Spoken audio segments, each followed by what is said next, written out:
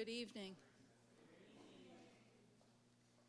We are here this evening because someone well known to us, someone near and dear, someone who stands on the forefront on justice issues in every way, has published yet another remarkable work calling us to action and calling us to attention about a crucial issue.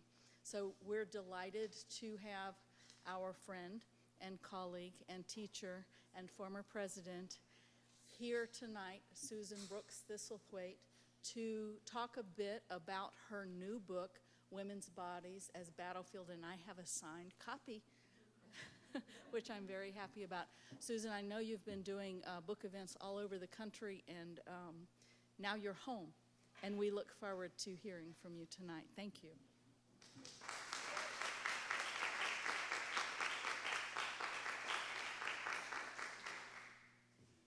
Okay, and because I'm home, I'm not going to give the standard talk. Surprise, surprise. Somebody said to me after class this morning, "You're very direct, aren't you?" Oh, yes, indeed. So, what war on women? What are we talking about? And I began to think about this book in the presidential election season of 2012, where we had, Missouri senatorial candidate Todd Akin asserting falsely that women who are victims of legitimate rape don't get pregnant. And my husband, who's a physician, I was watching the news, and Dick was reading a medical journal or something, but sitting in the living room, and they said this, quoted Todd Akin, and he launched himself out of his chair, just like, what? What is it medically impossible? Yeah, it is. But it's, the war on women. Military sexual assault. Saxby Chambliss said, well, and this is a quote, the cause of sexual assault in the military was young officers' hormone levels created by nature. Okay? This isn't the 14th century. This was 2012. And this is you might think this is a different kind of panel, but this is a panel in the House on contraception for women. And this is the panel from which Sandra Fluke was excluded. So we don't, every presidential season, it seems like this. I was doing an NPR interview, and I did the first NPR interview, and the book got chapters that are dense. I mean, we're going into Plato and Aquinas and Aristotle and so forth and so on. And so I talked about that as well as other things, and NPR cut that part of the interview. So the next radio interview I did, I described it as an image I'm very fond of, the Ghostbusters River of Slime. That underneath Western culture is this river of slime made up of various alienations, one of which is patriarchy. And so, that they didn't cut that, but it's a tough sell, Aristotle and Aquinas. But here, this is the War on Women 2015-2016 edition. This is the arson attack on Planned Parenthood. There have been a number of other arson attacks on Planned Parenthood.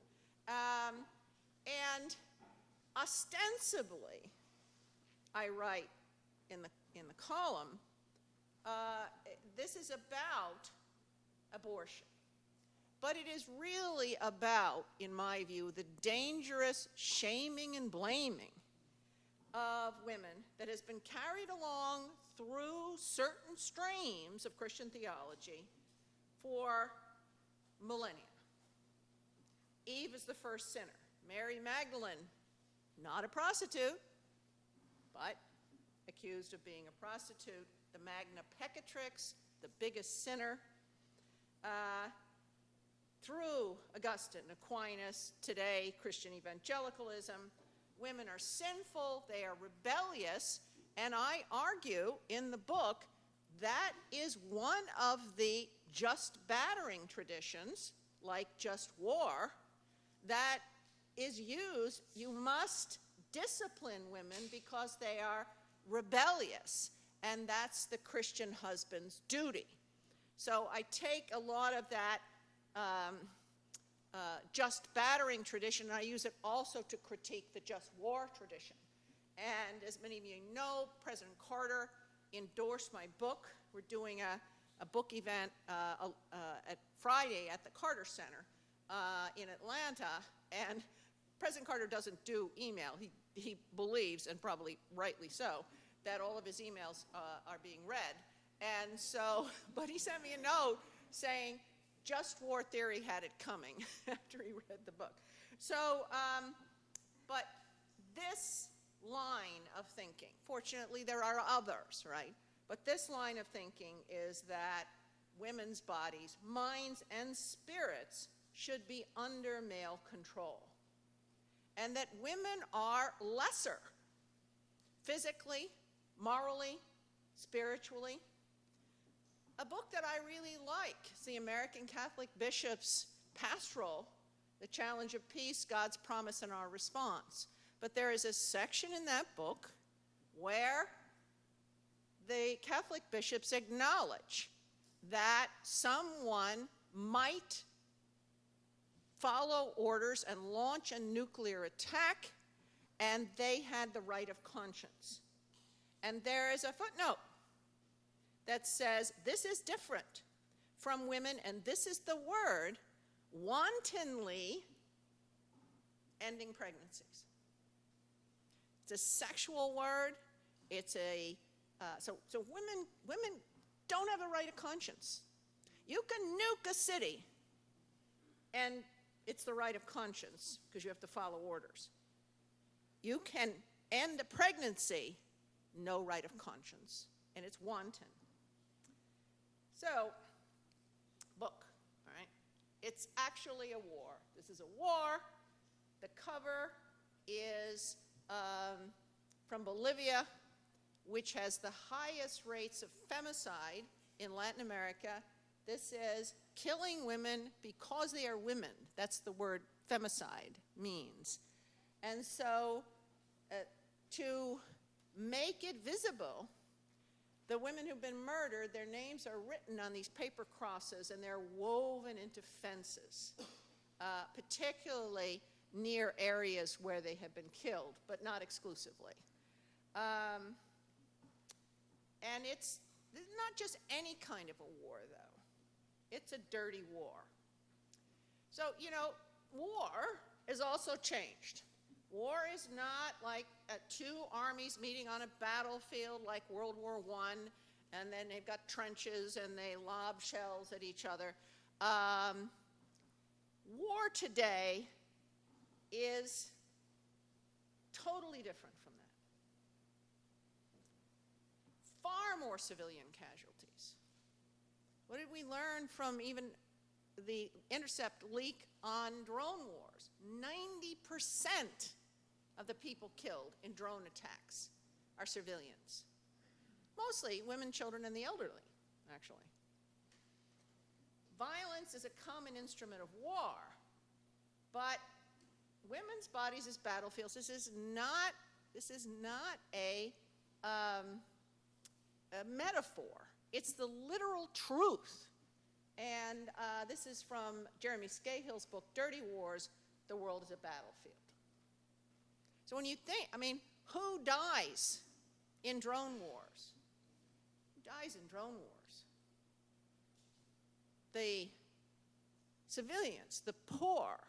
This is the new face of post-colonialism. They're mostly Muslim. And it is horribly one-sided. So I argue that the war on women is a dirty war. And what we have learned, and still need to learn from resisting violence against women, can help end new forms of war, these dirty wars.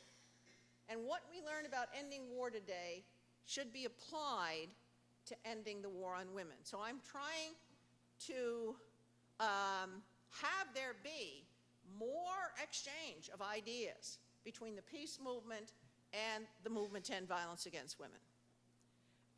This is actually uphill.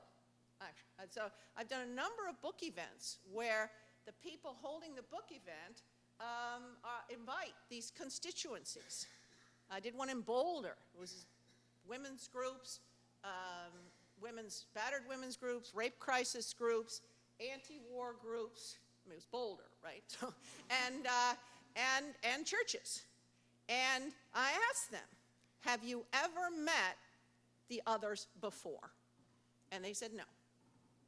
They don't work together. They don't do joint actions together. They're siloed. I'm not suggesting we merge all these movements. But the Washington Foreign Policy Establishment really has no idea what to do with new forms of dirty war. Look, these are the people who are the refugees that are being demonized today. These are the people who are running for their lives. You look at the pictures of people coming across. Brooks and Howard, hello. You look at the people coming across these stretches where they're lined up for miles. I posted on Facebook today the pictures of these refugees with their children clinging to them, limping, cold, and saying, these are the people you're afraid of? These are the people you're afraid of? This is me, and you may recognize that guy, whose cancer is in remission. Is this good? This is good. This is really good. President Carter has said he wants to outlive the guinea worm, and apparently he's going to make it. And if I were a cancer, I would get the heck out of his body, too, because he really fights. There's some really wonderful new cancer treatments that he is taking, and it has been arrested. It's not cured, but it's been arrested. This is Dr. Samira Alawani, who's sitting next to me, and we are discussing the toxic munitions used by the American military in Iraq. These are known to lead to cancer and create genetic defects in the children of those who are exposed to it. And the pictures she brought of the patients she has been treated were heartbreaking in terms of profound birth defects. Depleted uranium can interfere with prenatal development. And we did that. We made war on these women's wombs, and we have not yet cleaned it up. So that war, that battlefield of those women's bodies, those children's bodies, those fathers' bodies, whose very, child is grossly deformed by our depleted uranium. But all civilian bodies were potentially battlefields in the Iraq War. But, some people say to me, well, what war are you talking about, Susan? What do you mean, war? All right, 3,073 people were killed in terror attacks in the U.S. The Twin Towers, the plane that went down in the field, the Pentagon. 2002, now this is U.S. troops killed in Afghanistan. 4,486 U.S. troops killed in Iraq, and 11,500 American women over the same period killed by their husbands or intimate partners. If you got a body count, you've got a war. So, isn't that a metaphor? And it is dirty war because it is so unequal. You may recognize Marissa Alexander. All right. Marissa Alexander from Florida shot over the head of her husband, against whom she had taken out a restraining order for his abuse. And she was tried and convicted and sent to jail for 20 years. This is the same Florida that did not convict Zimmerman for killing Trayvon Martin. See, women are not authorized to use force. That's why it's unequal, imbalanced. Now, through tremendous activism, she has now at least been released. But the prosecutor, the same prosecutor in the Trayvon Martin case, was willing to retry her for 60 years. So in this unequal war, women are more like the non-combatants. They're more like the civilians who are being attacked, let's say by our drones. Women are often more harshly punished when they use violence against the men who beat them. The average prison sentence for men who kill their intimate partners is 2 to 6 years. Try to get your arms around that. Women who kill their partners are sentenced on average to 15 years. Women's Justice and Clemency Project statistics. So we need to pay attention to the body. This is Kelly Brown Douglas's book, new book, Stand Your Ground, Black Bodies and the Justice of God. Very powerful cover. That is a pieta of Trayvon, and you see the Skittles. You see the Skittles coming down. And Kelly has a chapter on black body, guilty body. How is the black body constructed to be guilty? It's an excellent book. So I developed a category called critical physicality. And I'm moving along, so we'll have plenty of time to talk, okay? But, you know, you just can't go body, right? It's just a body. Bodies have races, sexual orientation, size, reproductive organs, religious, cultural meaning, social location, national origin, status within economies. And so we can't ignore that even when we want to focus on physicality. So critical physicality has to adopt a position outside these dominant structures in order to both bring critical theory to thinking about bodies, but also focus literally on the physicality of what is done to bodies in violence. Violence against bodies is an existential crisis because you could die or do die. So it's a crisis of existence. So I use liberation feminism, womanism, queer theory, and post-colonialism. And I was just at Princeton doing an event on the book, and I worked in the drones using post-colonialism. Look at those bodies that are on the ground. What's going on with the violence against those bodies? Bring a post-colonial analysis. Because you have to displace it. You have to take it from the center of the power structure and you put it outside so you can look at it.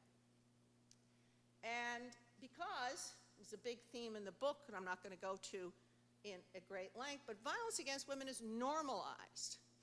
Is normalized. Did you all see the recent Bloomingdale's ad?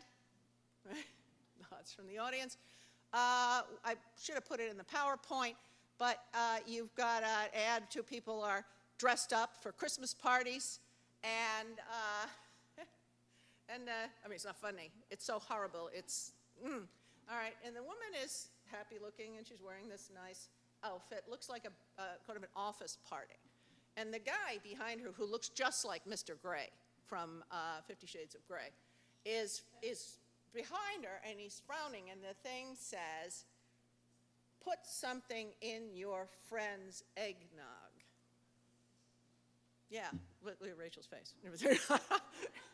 Yes, a nice roofie at the office party, you know. Normally, and that's the thing. Normally, this normalizes date rape, right? Normalizes date rape. Do I need to say Bill Cosby?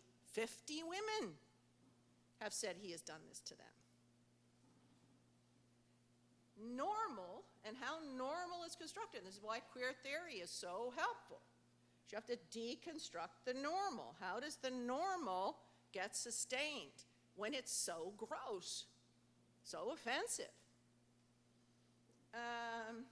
Gender, sexual orientation, as they function in Western culture, are constructed through structures of power and domination, right? Not news to anybody who goes to CTS.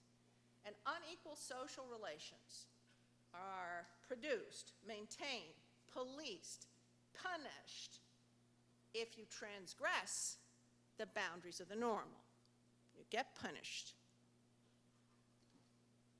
So theory reveals what? Heterosexuality is compulsory, right? I was in Michigan this past weekend. It's stuff you learn. And somebody in the discussion says to me, "Well, that's like the Michigan Blossom Festival." I was like, "What is the Michigan Blossom Festival?" And it's where young girls, preteen, compete in these beauty pageants to be a blossom.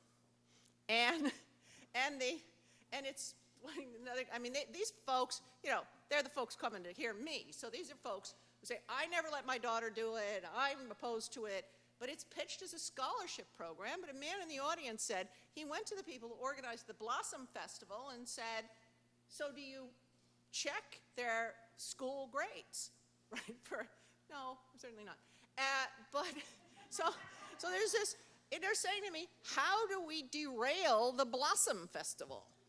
I mean, this is how localized, so what makes you a blossom is that you're pretty, and people spend a lot of money on preparing for the Blossom Festival and how you walk, and you have little cotillions and all, and they want to fight the Blossom Festival, but it's so normalized. They're like, "How are we going to do this?" It is not easy in local communities when something is in, and I say, "Well, what have you been doing?" And people say, "Well, I haven't had my daughter participate." And when people ask me, I say, I don't want to have her think of herself as just somebody who gets rewarded because she may be pretty. And people get very angry at me, and they say, "Well, it never hurt me," says the angry, alienated woman with whom she's speaking. And so, you know, parent education, right? I'm saying, look, there's a bunch of churches here. We had the Methodists, the Presbyterians, UCC. You got to get together. You got to do forums on it. What about, you know, if it's a scholarship program, what about starting a scholarship program that's actually about their achievement in school? Make something that competes, especially a bigger scholarship. So, I mean, you can subvert things, you can try to do education, but it's so deeply rooted in how these young girls get to know we really don't care about anything else about you except that you're this lovely little blossom. And it's everywhere. So, but sometimes the public silencing, the normalization breaks through. And you may recall In 2014, there was a shooting spree in Isla Vista, California, and the male shooter was seen to have posted and filmed women-hating racist messages. So this produced a viral hashtag, #YesAllWomen. And if you go through #YesAllWomen, just go through that hashtag, it is a virtual tour of bodies as battlefields, women's bodies as battlefields. However, and it was framed #YesAllWomen because there's a men's group that has a not all men hashtag. So, but I wrote a post called #YesAllWomen Differently. That is to say, yes, all women, but we need to pay attention to which women, when, how, right? This is completely unsuccessful. Really, people don't want to think about difference. They don't want to think about nuance. They don't want to think about what happens to women of color. They don't want to think about what happens to Native American women. They don't want to think about religious minorities and people who are economically vulnerable. They just want to say, yes, all women, so we can create this solidarity. Well, solidarity that's based on dominant privilege is not much kind of solidarity. And it's, it's not going to be successful for movement building. It isn't successful for movement building. But I didn't go anywhere. So I want to talk a little bit about, very quickly, as a very quick tour of Just Peace, not crusade, not just war, and not pacifism. People have been very surprised that I am so hard on pacifism in the book. But let me just tell you flat out, I've just done too many workshops on domestic violence and rape for pacifist community women. I've just done, the pacifism is not don't do it, it's don't talk about it. But pacifism can do better. So you may know about this, Just Peacemaking. The 23 scholars, we got together, Christian scholars, we worked on coming up with 10 practice norms that would increase justice, increase peace, decrease violence. There's 2 editions of that. This one is the 2nd edition, which we did post 9/11. And then the one I edited, 10 Christians, 10 Jews, 10 Muslims, using the 10 Just Peace practices, and each practice norm has a person from each faith tradition. So, the 10 practice norms. All right. These are the practice norms, and I am really going to go through them quickly because I'm going to relate them to some issues in the violence against women. One thing I think that Just Peace brings to the table and to the global war on women and to war itself is a systemic analysis that violence is a product of a lot of interlocking systems: political repression, economic disempowerment, destabilization of globalization, the flow of arms. All of these, so that people devolve into the people are just naturally violent, right? Isn't that just what the problem is? And you got hormones like Saxley-Chambliss, and not, as Senator Gillibrand, you're having to report the sexual violence to your commanding officer up the chain of command, and sometimes that's actually your rapist.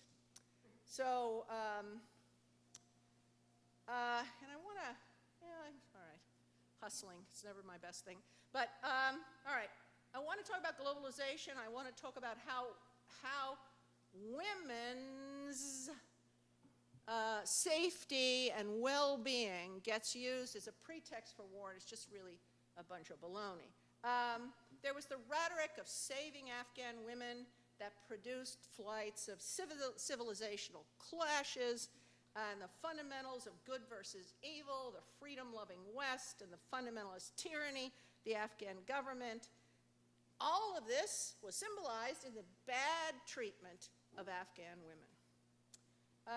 But as I spent a good deal of time on this in the book, as Annie Brabin writes in her article, The War for Afghan Women, despite the rhetoric of the U.S. moral crusade, interesting choice of word there, it's a crusade,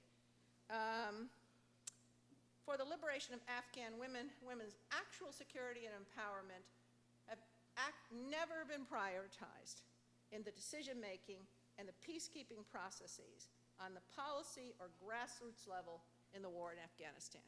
It's just rhetoric. And it's dangerous rhetoric. It's dangerous rhetoric.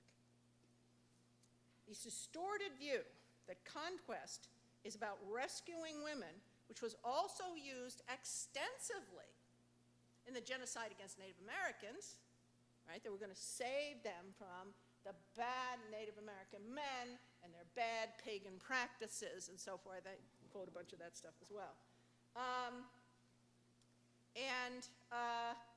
It is cover. It is cover for conquest. Cover for conquest. So, no thanks, Laura Bush. Now, this is the paragraph from the book. The distorted view of war of conquest is about rescuing women. It's about geopolitical and especially global economic issues that literally have nothing to do with women and mostly oppress them, are most often disastrous for women themselves. Women are over-symbolized by the invader, all right? Rescue the women, poor women, and they're being badly treated, and by those resisting the invasion. No, we need to, have women perform traditional religious roles.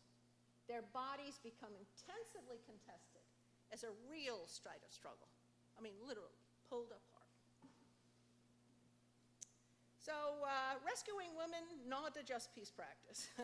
One of the just peace practices is, in fact, women leading in democratic processes, and I'm not going to go over that at great length. And you know the women who shared the Nobel Peace Prize. And in her book, Mighty Be Our Powers, Lema Gimbawi writes, victims, that's the image of us that the world is used to, the image that sells. Once, a foreign journalist asked me, were you raped during the Liberian War? When I said no, I was no longer of any interest. Peacemaker.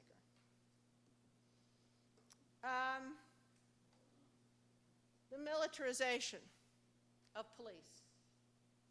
This is a column that is more hits and shares than anything else I have ever written in the public square. 20,000 shares.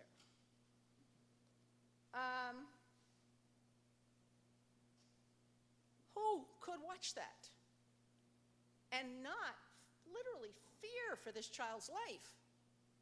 For what? Not putting away your cell phone? But, like Kelly writes, black bodies, guilty bodies, I don't care what the heck you're doing, you're guilty. And black girls' bodies, how many videos do we need to see of black girls' bodies being thrown around like a pool party? Or for doing nothing except being a black girl and living in a black girl's body. But this is tied to militarization. These resource officers, I mean, really, that's what you're going to call them? These resource officers in schools are cops. And, if all you have is a hammer, everything is a nail. If you're trained to think in terms of criminality, you're going to find everything a crime. When I wrote that column, so many teachers emailed me and said, there's no way this is how you deal with a kid not putting away a cell phone. This is just not the teaching environment. These people never heard of detention. You say, all right, you're going to spend an hour after school in detention. If they dug a little deeper, and they actually cared about this child, they might have realized what was going on in her life that made her cell phone so precious to her, and that she had suffered recently tremendous upheavals in her life. So that's the Just Peace practice about firearms, weapons. The presence of a gun makes it 5 times more likely domestic violence will turn into murder. While federal law prohibits a do you know that, Chris Christie just vetoed a law in New Jersey that would have taken guns away from convicted abusers. Yeah. He doesn't care, I mean, right? It's all politics. Abusers subject to temporary restraining orders can buy firearms. Really?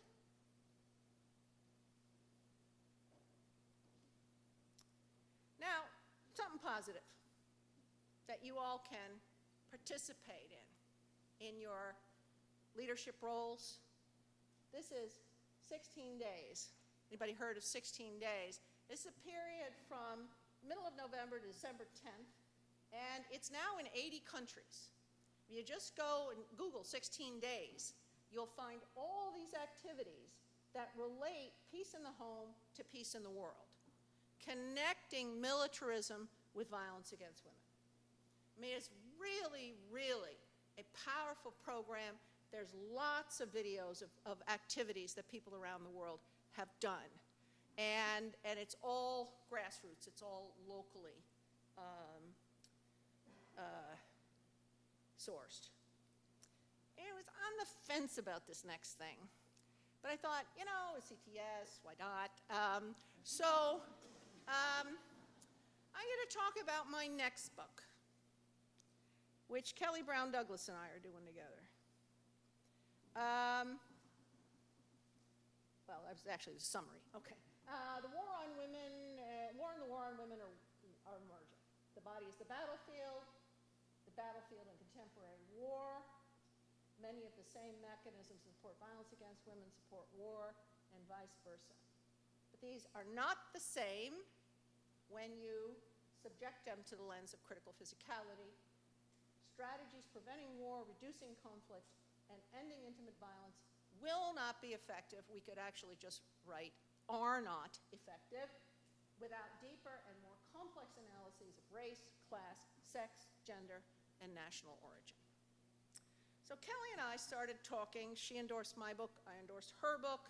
We've been friends for 30 years. So we're writing a book together. Now, this is my outline. She's seen it, but I want to take responsibility for the language here because it's my language. We're calling this tentatively Policing the Body, a Theology of Sex and Race Under Oppression.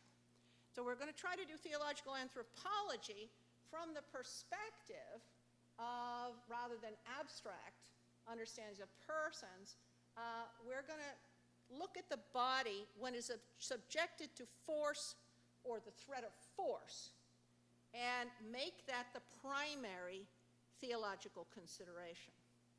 So this is my taking strategic physicality out for a test drive as a whole book.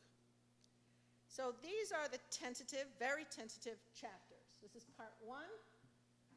Kelly suggested to me that we start this with a dialogue where I interview her about growing up in a black girl's body, and she interviews me about growing up in a white girl's body. And so we've been sending each other questions. We're actually going to tape this dialogue this Saturday at the American Academy of Religion. So I'm typing along, and she asks me questions, and I'm answering the questions, and then I'm going, I can't publish that. Because asking me, about my formation as a kid. And I had a very difficult childhood. Child of immigrants and father's patriarchalism and so forth and so on. But, I'm old. I might as well publish this. So, what are they going to do to me? And so then the introduction is thinking about the body in the context of violent suppression. And so we've got these chapters. These are pretty firm. Policing the black body, hunting the female body, shaming the poor body, damning the sexualized body, double damning the transgender body, targeting the young body. And each chapter will have a case, a specific case that illustrates that subject. This is just too broad to deny. And then a theological and biblical reflection on it. We're pitching this to actually not only seminaries, but trying to make it accessible to churches.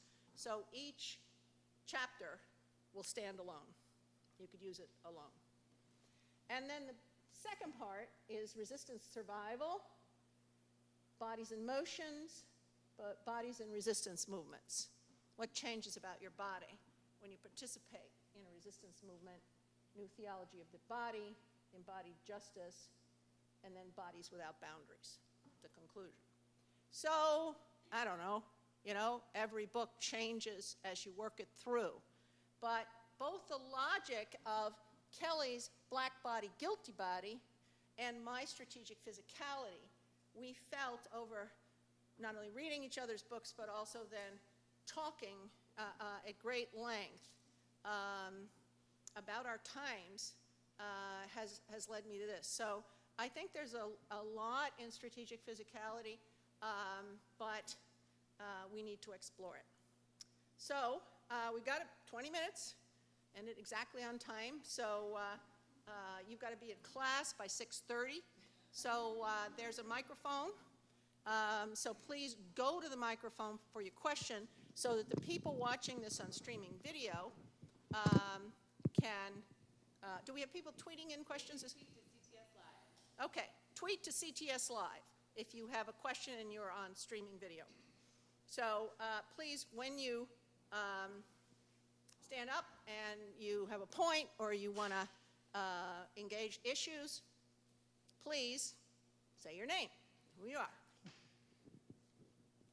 Who would like to start? Stunned silence. Okay, here we go. Well, I'm reminded of some of the Excuse me, right. who are you, ma'am? Oh, I'm Marianne Johnson, How you do? and I haven't read your book, but I'm looking forward to it. And I'm reminded of some of the writing that was done in the 1970s on these kinds of issues. I'm wondering if you see any similarity between your thinking and writers like Susan Griffin, who wrote a great deal about this. And I guess the other question, which sort of goes to that, is you're linking these two kinds of violence, and do you have any ideas about the source of that violence, what it is that's behind both of those types of violence? Yes, there are several chapters on that.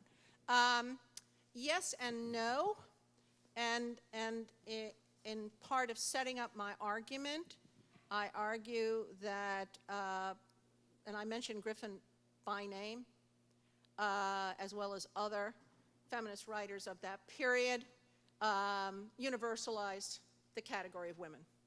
And we just cannot do that. We just cannot do that. And so, and there's some very specific struggles that I name where they read out women of color, queer women, just did not consider their experiences. Look at what just happened with the film Suffragette, right? These T-shirts, right? I don't want to be a slave. That was, in fact, an argument in the 19th century that white women suffragettes used to frame their struggle. And they stole slavery to frame their case. It's wrong. It's wrong. And nobody in Hollywood was all aware that that's not a good idea. That it's not to say that these are not evils, they're not injustices, but not to be aware of one's own privilege in relationship to colonizing somebody else's struggle is sabotages. The peace movement sabotages the movement of violence against women. I go on at length about this. So somebody remarked to me, it's a long book. Yes, it is. It's like 1/100th of what I wanted to say. Jason Fry, PhD student here. Susan, I read your book. Yes, you were also the editorial assistant on the book. Yes, so I've read it many times. And I'm curious to, so you say you use queer theory and this concept of critical physicality. I was wondering if you could speak to the ways that you use queer theory, because queer theory has a tendency of not valuing the subject. Right. And I see at the conclusion of this possible book, Bodies Without Boundaries, maybe appeals to the queer side of me, but I want to remain cautious. So I'm wondering if you could speak to that a little bit. Yeah. Well, caution all around, is warranted. I use Judith Butler's own self-critique of the way in which queer theory has not sufficiently dealt with difference and not sufficiently dealt with physicality for perhaps some very good reasons, but nonetheless, and then use the erotic life of racism to conclude that section and to say this is an imperative for me, of somebody using queer theory, though I am a learner in queer theory, and thanks to working at CTS with wonderful colleagues, but this is specifically the challenge to the queer community in terms of the racist construction of desire. And it's also very useful to me in my book because people desire war. They desire violence. I mean, just war theory does not get that in the slightest. You want it. It's spectacle. It's shock and awe all the time. So that's how I navigate that and try as a learner in queer theory to also show what I've learned from now decades of struggling to come to terms with racism in the white women's movement, how you can so easily, even if you're disprivileged over here, replicate privilege over here so easily. And then you replicate it here, and then you replicate it here, and it's a really live risk.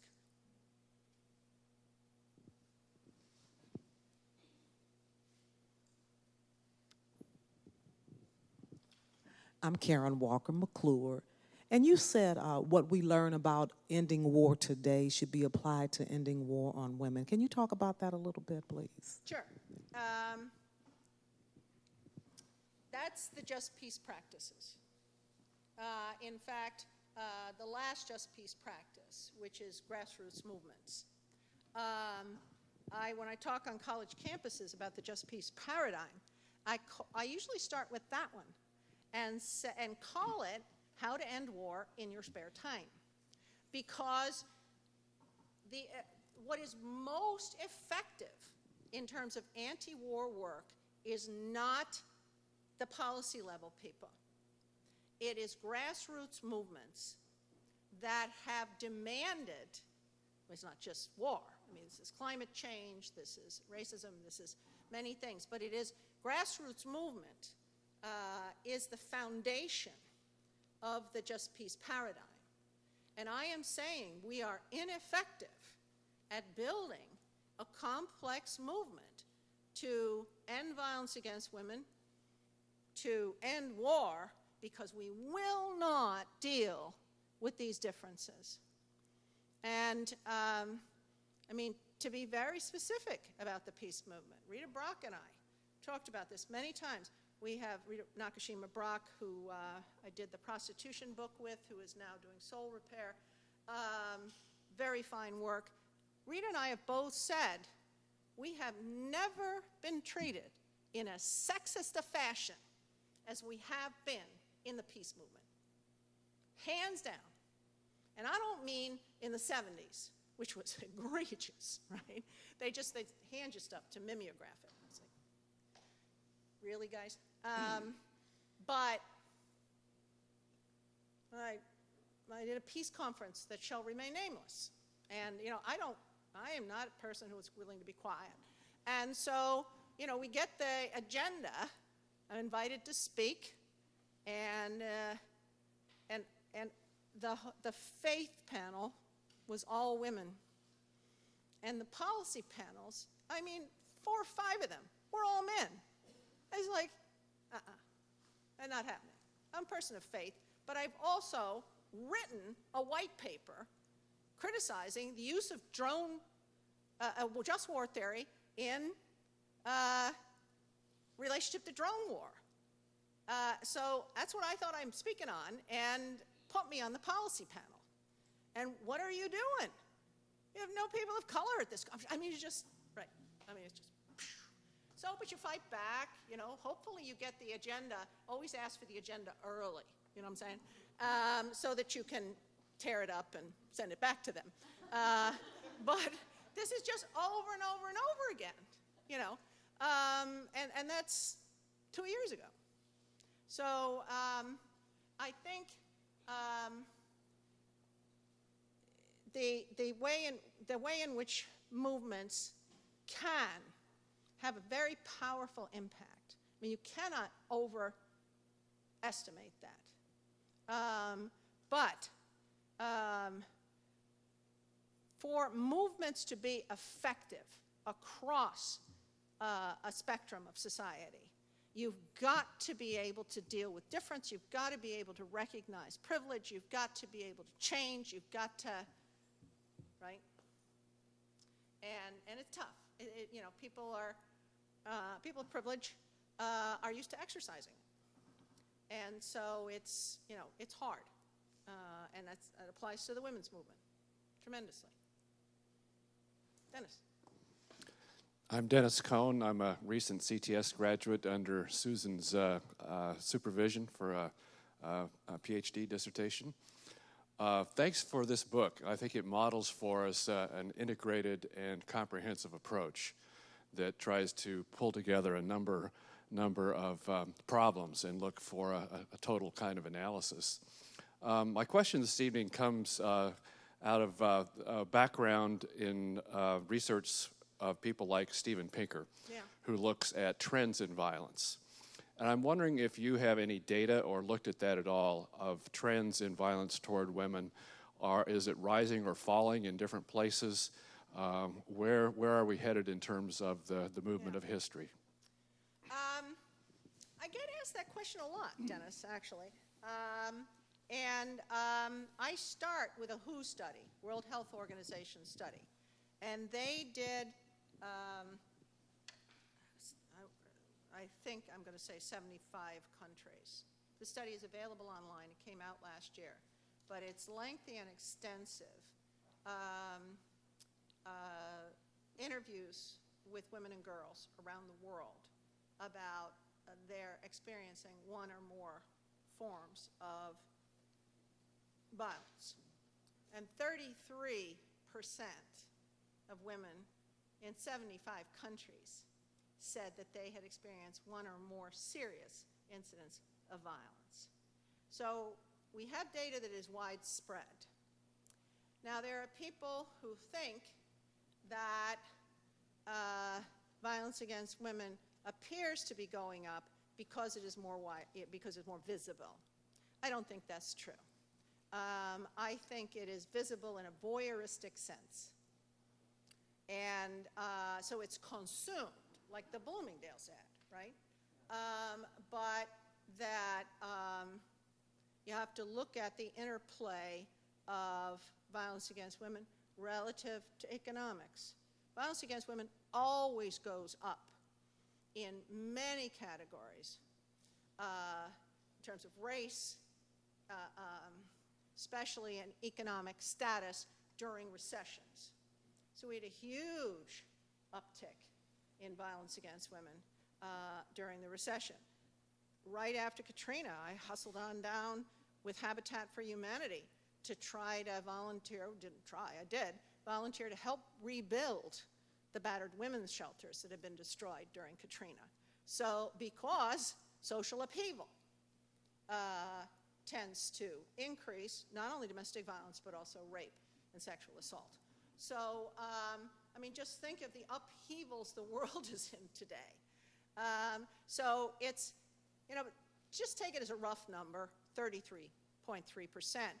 But then, as you do your calculations, country by country, class by class, race by race, sexual orientation, you know, all of these things have to be factored in order to be able to not just be voyeuristic, but actually witness to what's happening. So it's, but you might consult the WHO study, because I think you'll be interested in it. Yes, Rachel?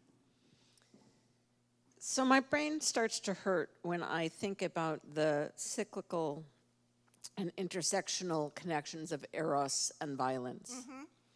Whether it be, you know, the fact that even as someone who intellectually understands it, I too like, you know, I consume war movies and movies where violence is glorified and root for, you know, I do exactly what the studio meant for me to do when I watched that film, so that I'm not immune despite whatever intellectual tools I seem to have tried to collect.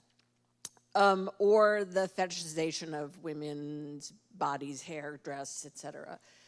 Can you speak about that cycle of era? I mean, since you looked back through a lens of Western culture, talk about the connections between eros and violence, and why is violence sexy? Well, I start the chapter on the erotic. I mean, I say the war, the ideology of war is that it's heroic. The ideology of violence against women is that it's erotic. So I start that chapter with the story of O, and I end with 50 Shades of Grey, right? So package that in between. It's the way desire is constructed in the West. And you know, you think about the story of O. I mean, to say it's complex is just, it's remarkable. All right, so the story of O is written by, somebody writes a pseudonym, right? But she has actually been in the resistance. And she writes in post-war France, post-war Paris, and she writes this book as a way to get her married lover back, is the backstory of the story of O. And, but the religious themes, I mean, it's French, right? So they always hate religion. And so, I mean, there's a huge amount of religiously charged issues. And there's a huge amount of racism. It's remarkable how much O, as white, is valorized in the text. So you've got to put it in France, right? One of the most viciously colonial, slave-trading countries in the world. So I use a lot of art to try to sort of say, you know, violence against women's everywhere, but it's normalized. It's normalized a lot through art. So Henri Rousseau has this painting called War. And as a racially ambiguous, but clearly African from her skin tone, and she's got this long curly hair flying. So people know this painting? Flying out behind her. And she's on a horse, and the horse is flying over the landscape of dead white guys. So this is a complete reversal of what the French are doing at that exact time in their colonial domination of Africa. But it is the construction of war as racialized desire. Okay? So, story of O, considered, probably the premier modern erotic novel. Now, how much does all of that get carried along in relationship to how we construct desire in the West? So, I mean, there are no simple answers to this.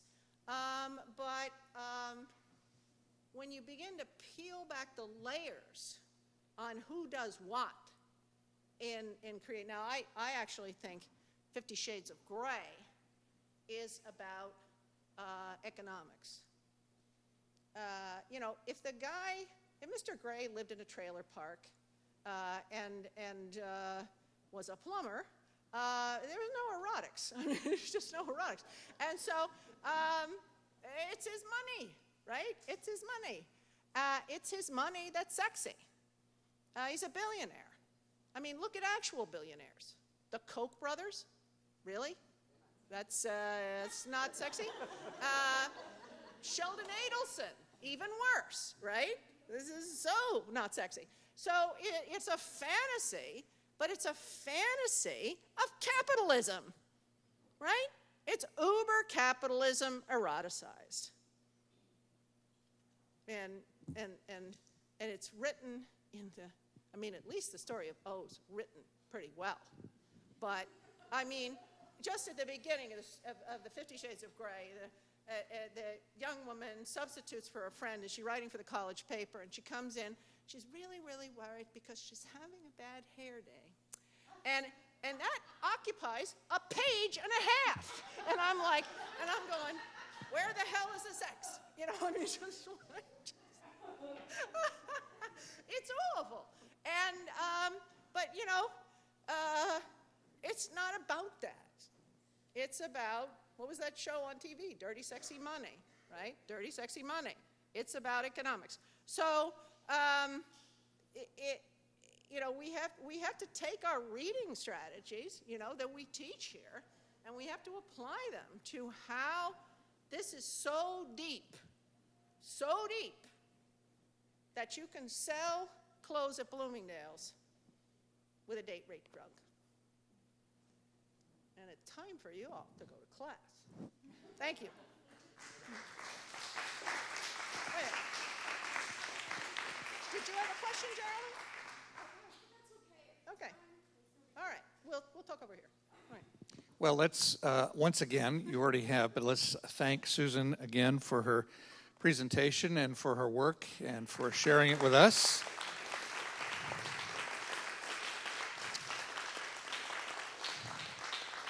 There are copies of the book for sale out here. Yes. The author, I'm sure, is willing to sign books. I am. And there are refreshments.